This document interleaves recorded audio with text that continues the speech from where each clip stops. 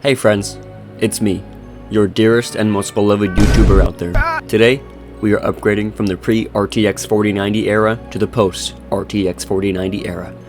For those of you that still play God of War on mobile, what this means is no longer will you have to be disgusted by those graphics that look like they were made in the 40s, because now we have the rigid and girthy PlayStation 5 to back and support our visual needs when it comes to graphic pleasure. Now as always, we must discuss the brief rule set before continuing. Rule 1. Legendary difficulty only, baby. Or in this case, give me God of Legendary. Rule 2. There is no rule 2, you dumb fuck. Now strap into your extra greasy gaming chair and sit back while I massage your ear canals with my sensual voice. With all of the prerequisites out of the way, we can finally step into this masterful work of art.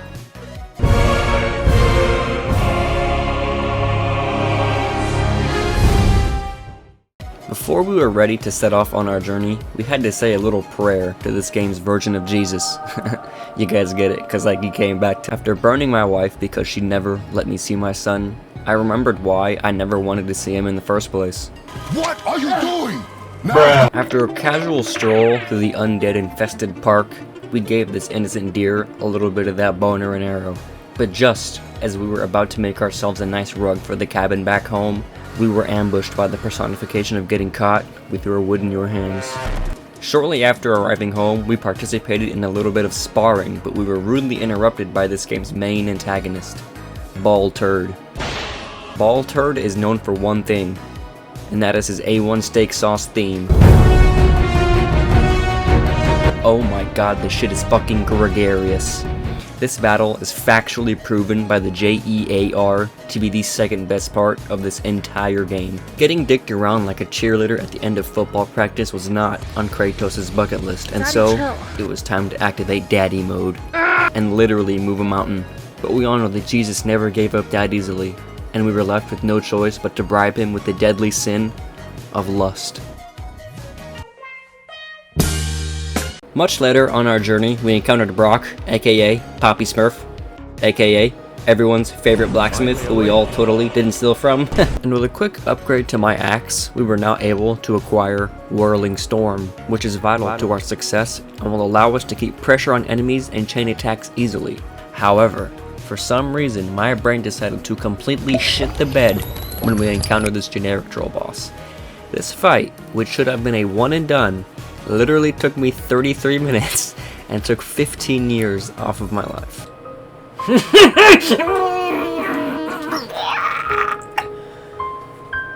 Kratos then matched with a baddie on Tinder known as the Witch of the Woods, aka the super hot waifu mom of the year, or in her case, mom of the last 100 years. The encounter with Jormungandr is a top 5 moment according to the JEAR, and due to such a high ranking, this part will require a voiceover from a licensed professional. I see that big ass eye, and I see the lizard bitch, and I go for the action. I'm about to go ham on it.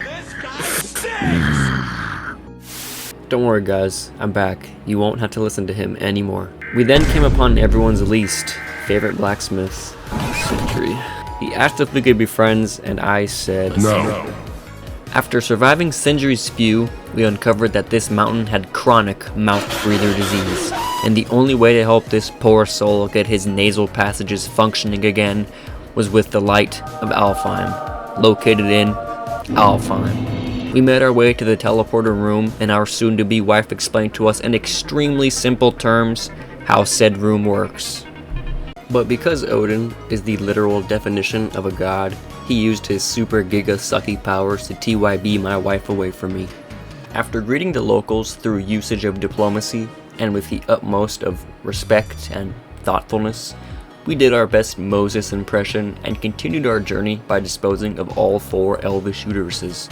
We then reached our goal, and with super cool torch in hand, we were headed back to the teleporter room, when all of a sudden we got a surprise visit from Mr. Two Horns.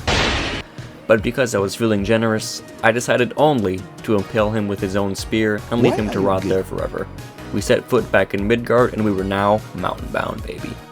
We then proceeded to give our friend in need one of those awesome Listerine tabs that I'm sure all of you guys had back in high school.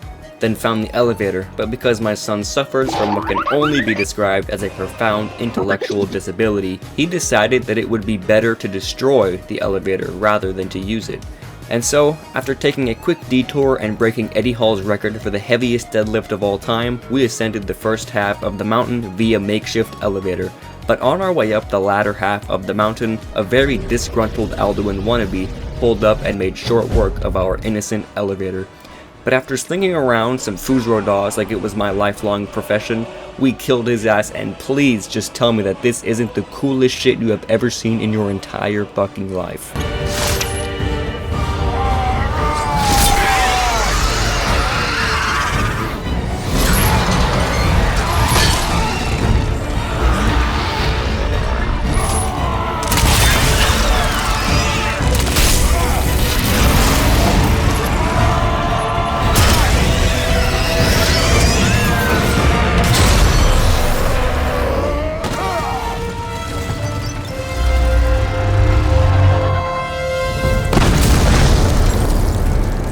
And after dishing out a couple more gentle spankings, we had finally made it to the top of the mountain, and we were greeted by the world's greatest sidekick.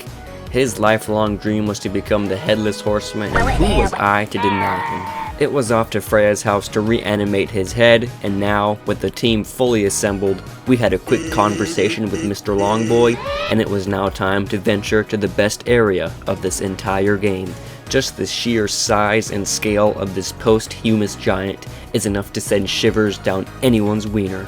Through invoking the power of Alex Honnold, we ascended the giant hammer, gave it a light shove, and rode it all the way down. And with magic marker in sight, and our goal so near completion, we were stopped dead in our tracks by the Calypso twins. No, I'm just kidding, guys. There will be no references to any shitty Borderlands game in this video. After repeating the footage from the intro of this video, and with magic marker in hand, it was time to get the travel rune to go straight to Jotunheim. But of course, this dumbass level 1 dwarf teleported straight from Dunmorrow and sort of put a wrench in our plans. Boy was now sick, and henceforth comes the coolest, the coldest, the awesomest cutscene of all cutscenes.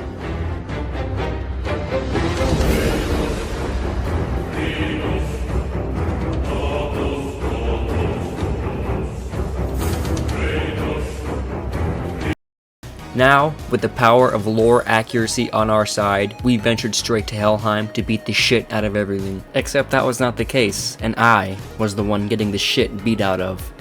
I had a quick consultation with the literal gatekeeper of hell about how to safely and properly conduct a heart transplant, and then quickly fed it to my son, which somehow made him even bitchier.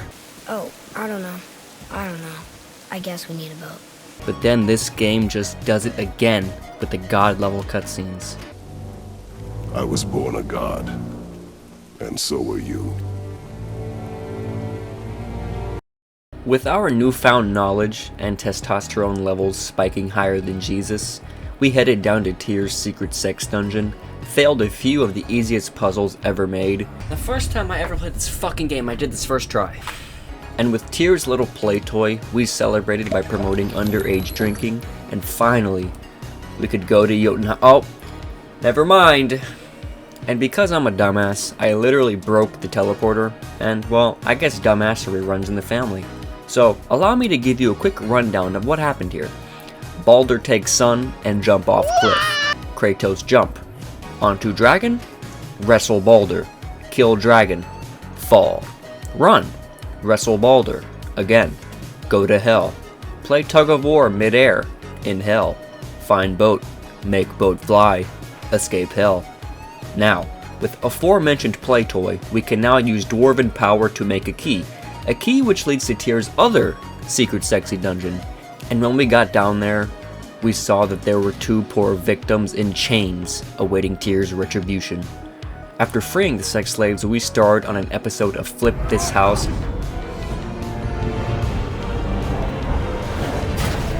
And with the Unity Stone in hand, we could finally, for real, get to Jotunheim. Hold on, wait a minute.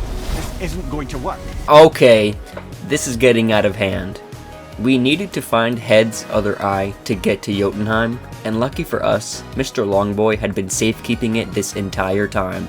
But on our way out of Longboy's throat, big pause on that, it turns out that our little buddy had been using Longboy as a punching bag, but conveniently for us, Baldur's weakness is mistletoe. What? And thus cometh the most epic battle of all time. So take this awesome montage as a way to commemorate the absolute masterpiece that this game is. We are not men. We are more than that. The responsibility is far greater. Like the discipline, the self-control of the one who wields it. That is where the true strength of a warrior lies. Long way from home.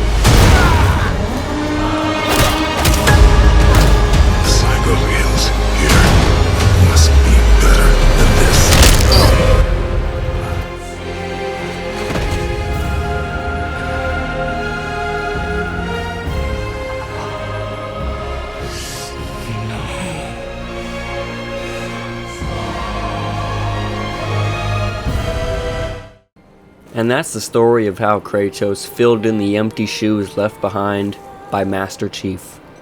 Or half of the story at least.